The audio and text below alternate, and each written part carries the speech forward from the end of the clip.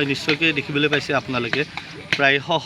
গাড়ী ইতিমধ্যে আবদ্ধ হৈ পৰিছে কেইবা হাজাৰো যাত্ৰী ইতিমধ্যে ইয়াতে পুৱতি নিশাৰ পৰা আবদ্ধ হৈ পৰিছে এইটো এটা দুৰ্ভাগ্যজনক বিষয় বুলি ক'ব লাগিব ধূপধাৰা নগৰ পৰা সংযোগী যিটো মূল পথ আমাৰ ইয়াতে বহুতকেইখন শিক্ষা অনুষ্ঠানকে ধৰি স্বাস্থ্য কেন্দ্ৰ আছে আৰু তিনিখন জিলাৰ সংগমস্থলী বুলি ক'ব লাগিব ক্ৰমে গোৱালপাৰা কামৰূপ আৰু বৰপেটা আৰু এই পথছোৱা এইবাৰে নহয় প্ৰতি বছৰে এনেকুৱা সময়ত প্ৰায় বেয়া হৈ পৰে অতি বেয়া হৈ পৰে আৰু বহুতখিনি দুৰ্ঘটনা ইতিমধ্যে হৈছে এই পথছোৱাত তাৰ পিছতো বিভাগীয় কৰ্তৃপক্ষৰ একো গা লৰা এতিয়াও দেখা নাই এনেকুৱা কদৰ্যময় হোৱাৰ কাৰণটো কি ইয়াৰ কাৰণটো এটাই কাৰণ প্ৰায় দুই পিনে পথাৰ আছে কৃষকসকলে ধাননি পথাৰ আছে কৃষকসকলে খেতি চাপাই নিজৰ ঘৰলৈ নিয়ে আৰু নিয়াৰ ফলত পথছোৱা একেবাৰে বেয়া হৈ পৰে আৰু বিভাগীয় কৰ্তৃপক্ষৰ অৱহেলাৰ ফলতে বুলি এনেকুৱা বুলি ক'ব লাগিব আৰু কৃষি বিভাগৰ কিছুমান দায়িত্ব আছিলে বা জনপ্ৰতিনিধিৰো দায়িত্ব আছে ইয়াতে যেই পথেৰে তেওঁলোকে ভোট খুজিব আহিছিলে আজি ৰাইজৰ কেনেকৈ আবদ্ধ হৈ পৰিছে আপোনালোকেও গম পায়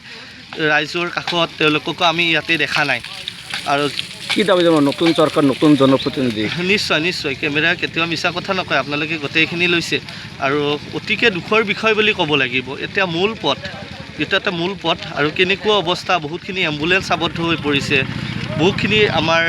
ছাত্ৰ ছাত্ৰী আবদ্ধ হৈ পৰিছে গতিকে দুখৰ বিষয় বুলি ক'ব লাগিব এই বিজেপি চৰকাৰৰ দিনত এনেকুৱা এটা স্বৰূপ আমি আজি দেখা পালোঁ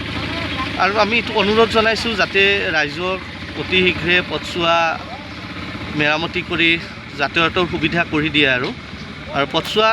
নিচেই ঠেক আৰু যাতে অতি কিবা লাগে আৰু টুলেন ৰাস্তা হ'লে বহুতখিনি সুবিধা হয় আৰু সেইটোৱে অনুৰোধ জনাম আৰু আপোনালোকৰ জৰিয়তে